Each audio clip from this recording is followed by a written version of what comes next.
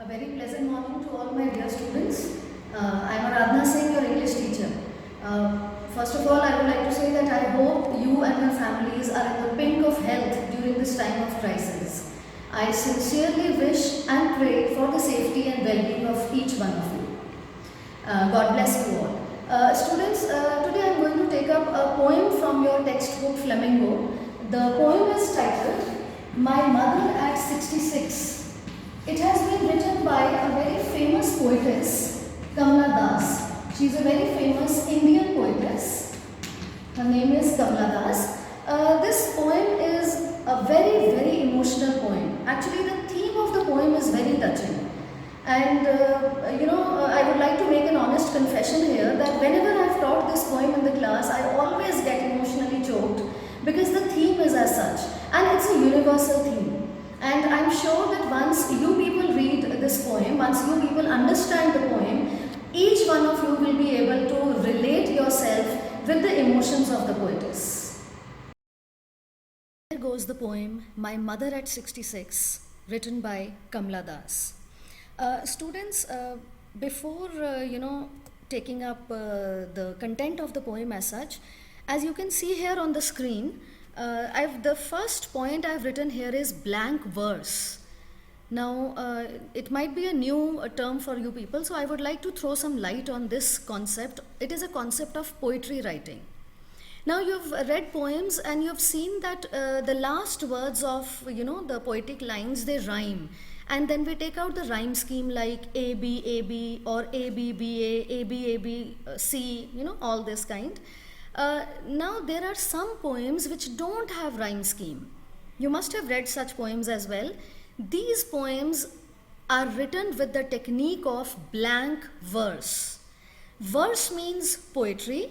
Blank means that it is the rhyme scheme is missing. So blank verse is a technique of poetry writing in which no particular rhyme scheme is followed. And why I have explained this concept here before starting with the poem, because this poem has been written in blank verse. You will see when you read the poem that it doesn't have any rhyme scheme as such. So see this is the meaning of blank verse. It is a technique of poetry writing in which there is no rhyme scheme. I hope this concept is clear to you people. Now next, before moving on with the text of the poem, I would like to throw some light on the eventful life of the poetess of this poem. She was Kamla Das. She is also known by the name of Kamala Surayya, and she was born on 31st March 1934 in Kerala. She was a very popular Indian English poet and at the same time a leading Malayalam author as well. And her popularity as a writer in Kerala, it was chiefly based on her short stories and her autobiography written under the name Madhavi Kutti. She is a very sensitive writer, as I told you in the introduction of the poem also, that it's a very emotional poem. So this poetess is known for this emotional touch in her works. So she's a very sensitive writer who captures the complex subtleties of human relationships in lyrical idiom, and My Mother at 66 is one such example. Now, as I told you that she was a very renowned literary figure of our country, and these are some of the awards and honors that she received during her lifetime. As you can see on your screens, she was nominated and shortlisted for Nobel Prize for Literature in 1984. Then she was conferred with the award of Asian Pen Anthology, then Kerala Sahitya Academy Award, then again Sahitya Academy Award, and then honorary D.Litt by University of Calicut. And this great literary figure, she breathed her last at the age of 75 on 31st May 2009. And today you are going to witness an example of her literary acumen through the poem that we are going to do.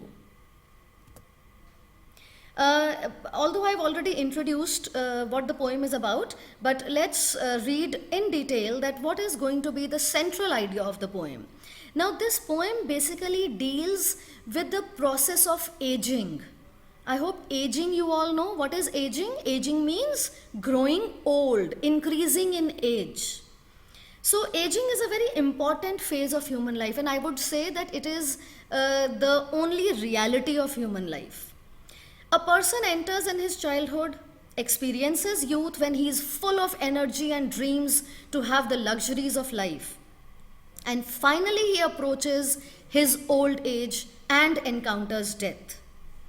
And as the person grows older, the relationships between the people, they become stronger at every step of life, and they can't bear separation from their near and dear ones due to aging. Because aging is what? Aging is actually approaching, stepping towards the end of, moving towards the end of human life.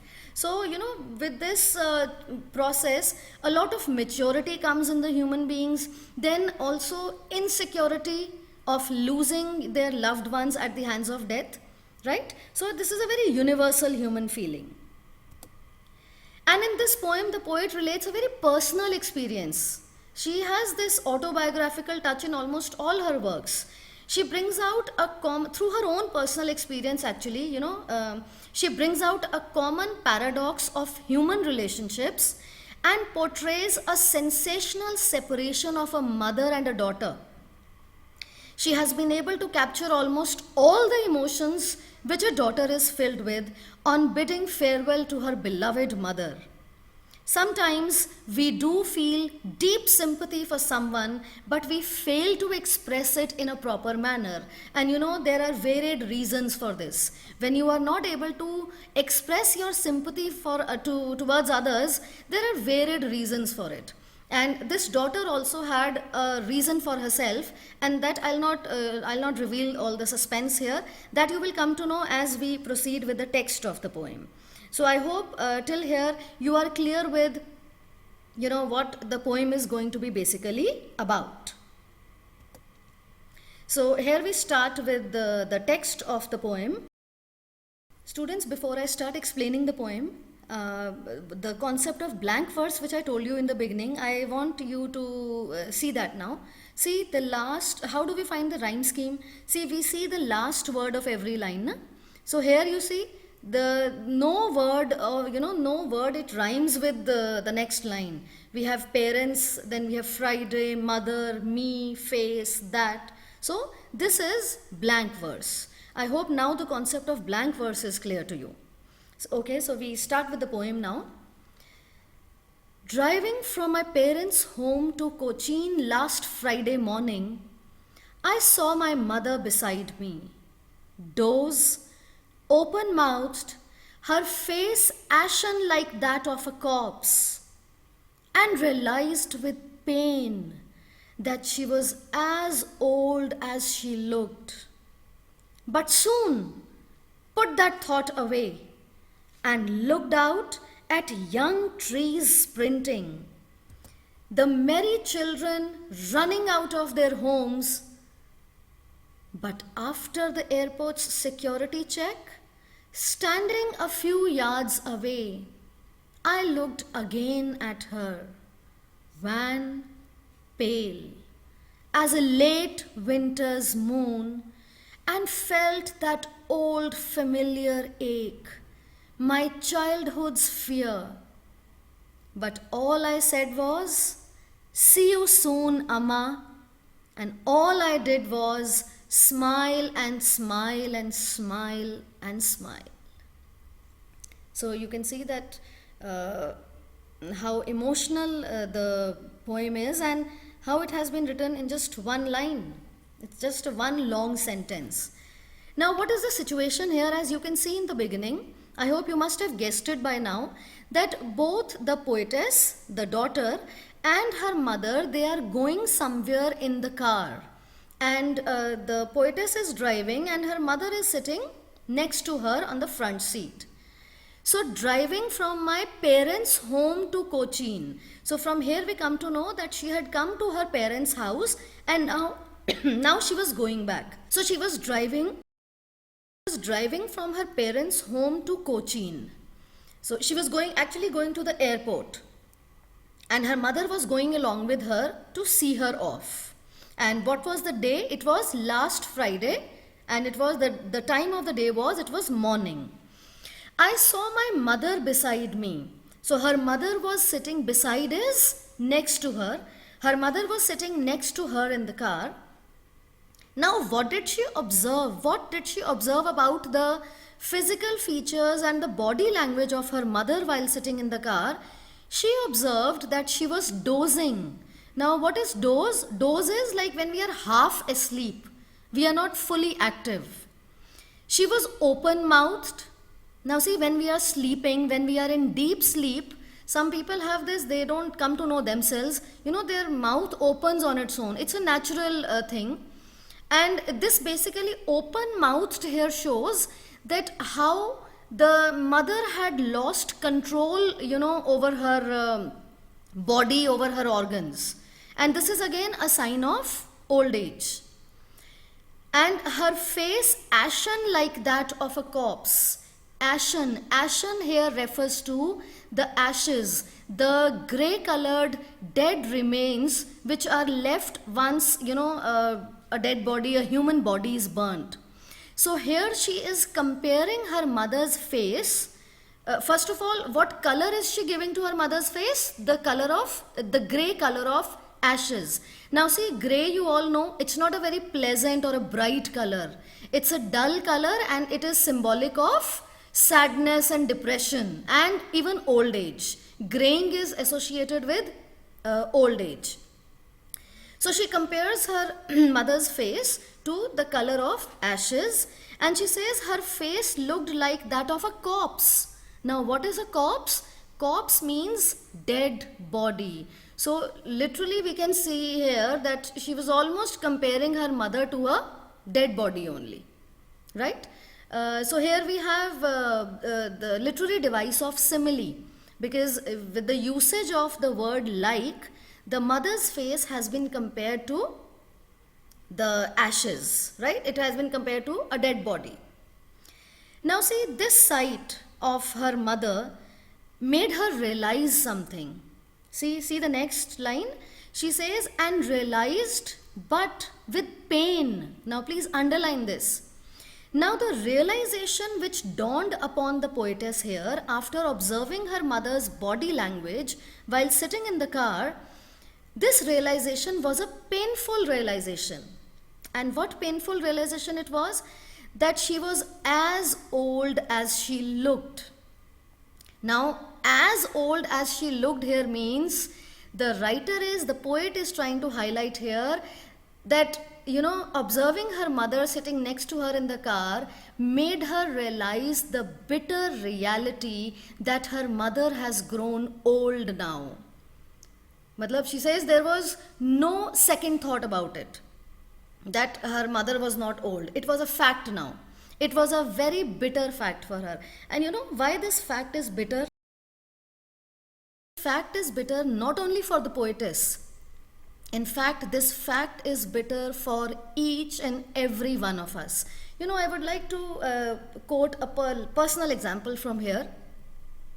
You know, my father, when he retired from his service, so I was like, I cried a lot. I felt very bad, and it was a very sad feeling.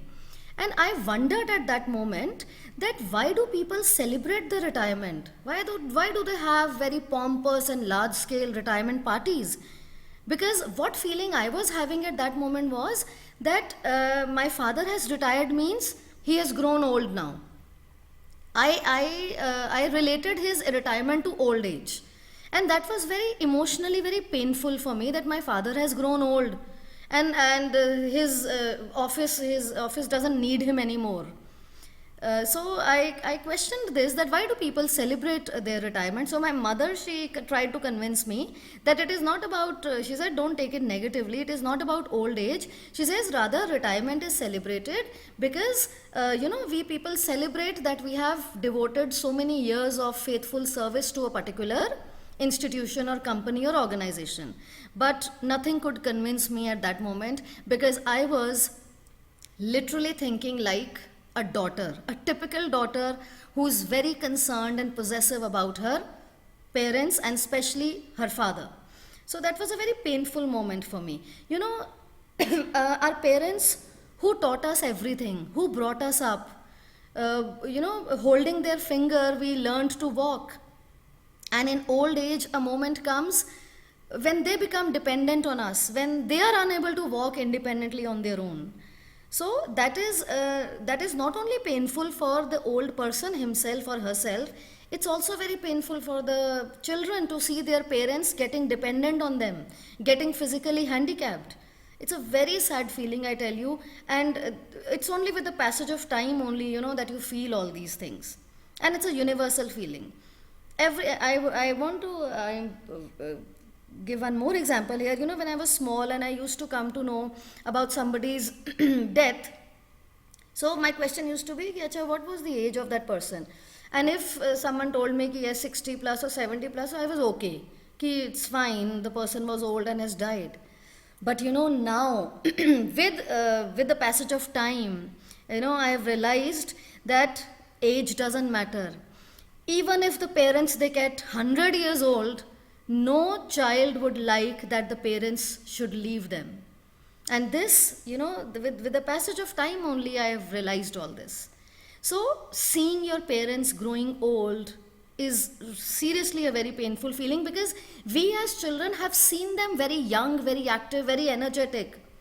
And when we see them, deteriorating in every sense, so that's emotionally very touching. And exactly the same feeling the poetess is going through here.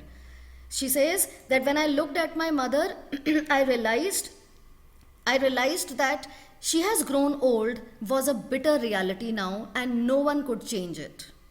And this painful realization got emotionally so heavy on her mind, on her heart, that she tries to divert her attention now. She was getting emotionally very heavy. So what did she do? See the next line.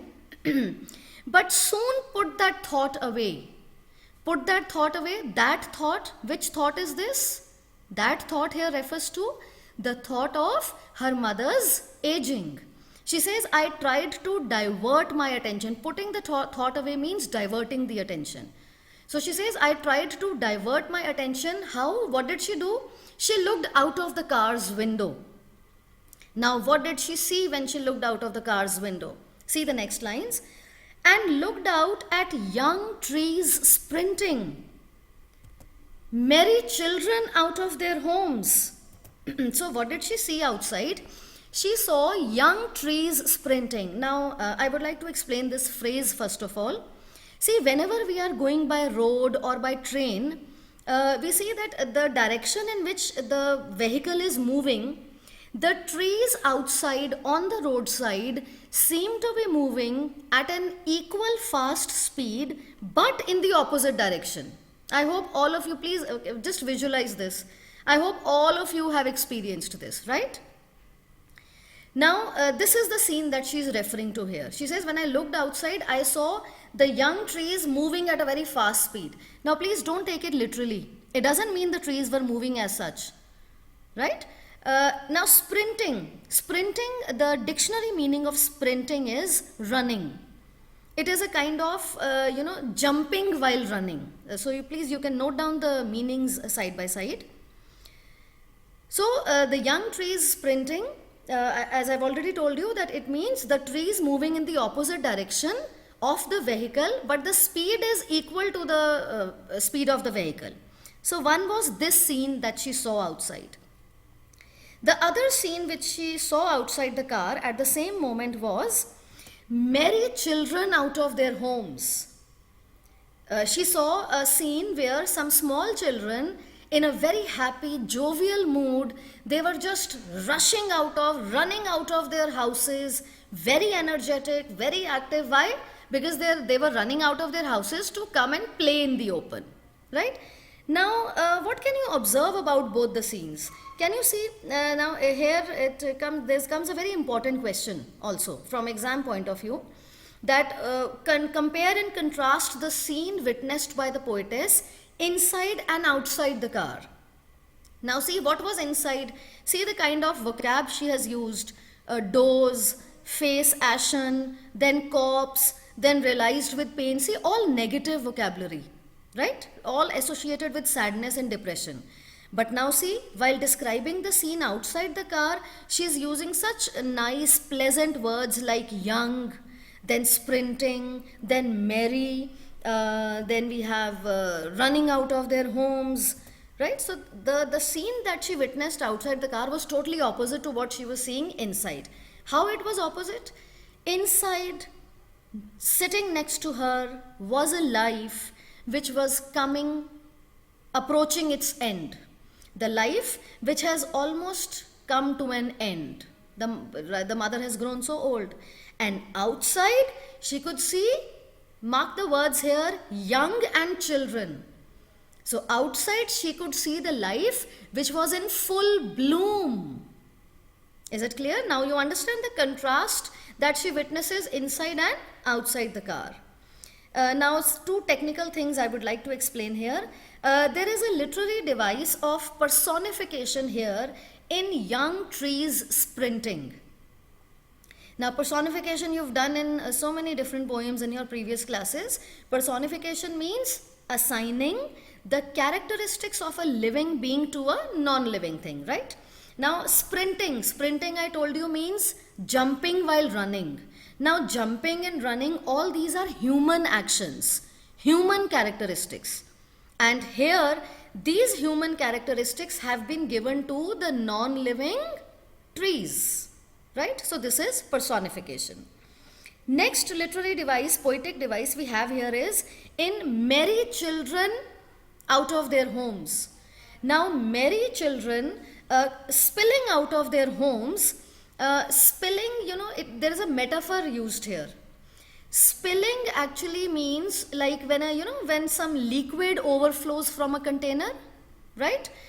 So similarly here, the children rushing out of their houses, running actively, this scene has been compared to a liquid overflowing from a container. The way liquid, it's uncontrollable, when milk boils from a container or water overflows from a container, it becomes uncontrollable, right? So in the same way, those children were so active and energetic, their energies were uncontrollable. I hope it is clear up till here. So we have done a very important point of the poem here, that is a comparison between the scenes inside and outside the car. I am repeating. Inside, she could see a life which had almost come to its end. Outside, in the form of trees and children, she could see life which was in full bloom. Right? So, moving ahead. Now the poetess, she has reached the airport. So she says, after the airport's security check, standing a few yards away, I looked again at her. Now see, this is a very natural feeling. Children parting from their parents or parents parting from the children, that's a very emotional moment. And whenever such kind of a situation is there, parents or children, whosoever they are, they like to have a glimpse of their loved one, till the last moment. So at the airport, after all the formalities of security check and everything, they were done, and she was about to board the flight, and she was a few yards away from her mother now. So she looked again at her, and again with a very heavy heart. What did she observe?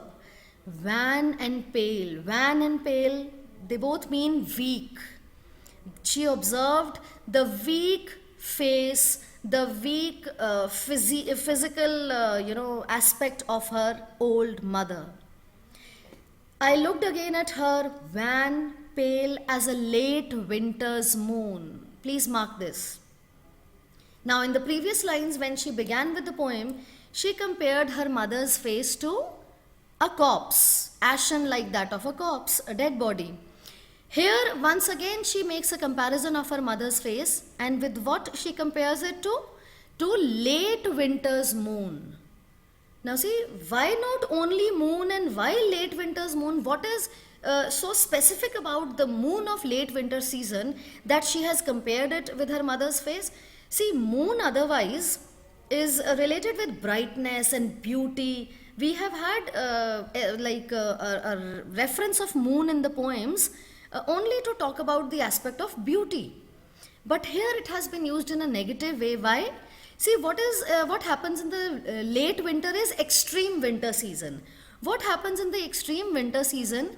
The sky is cloudy, it's foggy.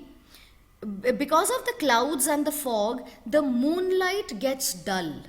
The moon doesn't shine that brightly. So the late winter's moon, what is common between the late winter's moon and mother's face? That is the dullness, the weakness. I hope now it is clear. So she is not comparing her mother's face only to the moon. She is comparing her to the late winter's moon. So here also we have literary device of simile. Now again, same feeling, she says, and felt that old familiar ache. Ache is pain. And which pain is this, students? Not physical pain. It's the emotional pain, the pain of the heart. Now, pain of the heart also not in the physical sense that she was going to have heart attack. That is also in the emotional sense. Now, the key word here in this line is familiar. Please underline it. Familiar. And she elaborates it further. Familiar ache, my childhood's fear. Now, which pain is she referring to here? This pain is basically the pain of aging of her mother. And due to this aging, the fear that she will get separated from her mother due to death. Right? She is anticipating her mother's death here, and she is anticipating the pain that this separation will cause. So why this pain is familiar now? That means she has experienced this pain earlier also, right? That is why she says, na, my childhood's fear. See, from the childhood only. If you remember your childhood, just go back. See, a small child, the moment the parents, they get here and there, especially the mothers, because fathers are usually out for their work and all, especially the mothers with whom the children are really close to, and they spend most of their time with them. So the moment, the mother gets here and there, and the child badly starts looking for her, that where has mama gone? He gets desperate, right? And then in the evening, the small children, at a specific time, some children even stand at the door of their houses waiting for their fathers to come. So such is the attachment. Such is the attachment of parents and children, and let me tell you, it is the attachment of the souls. It can only be felt, I think no amount of words can explain this. So why does she say my childhood's fear? That means this fear of losing her mother one day at the hands of death, this fear she has been experiencing since childhood. The moment a child comes to know what death is and what happens after death, the person goes away from us forever, the first fear that a child develops in his heart is for his parents, that his parents will also die one day. So that's a very painful feeling. So, and each one of, I told you in the beginning that, and I'm sure that all of you are able to relate yourself with these emotions. We all experience these emotions. We all. And with passing time, with increasing age, we experience these emotions every day. So she says she felt when she looked at her mother again before boarding the flight, she could feel that pain, the familiar pain which she used to experience in her childhood also. And which pain? I've told you, the pain of getting separated from her mother at the hands of death. She's basically, you can also write one more keyword here. She is emotionally insecure. She is insecure that she will lose her mother at the hands of death. And what did she do when she looked back at her mother? All I said was, see you soon, Amma. Now there is a conjunction but here.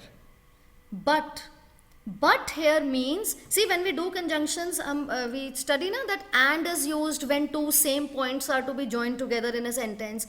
But is used when two opposite points are to be connected. Now what is opposite here? Opposites are the feelings that the poetess is having in her heart and what she is expressing from outside. These two things are totally opposite.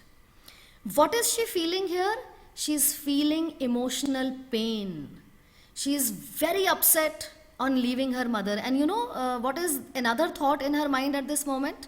That maybe she's seeing her mother for the last time today. Because see, in old age, see, life otherwise is also very uncertain. It's unpredictable at any age. The age doesn't matter. But you know, in old age, that unpredictability of life gets stronger, right? So she was having this insecurity that maybe in the next visit, you know, maybe her mother is not alive. But she did not show this pain at all to her mother. She bid farewell to her mother on a positive, on a hopeful note. See, what did she say? See you soon, Amma. And you know, it is generally also said that whenever you part from each other, you should never say goodbye. Goodbye means that you are never going to meet again. You should always say bye and see you. This expression is used as an expression of hope, as an expression of optimism. So she also did that.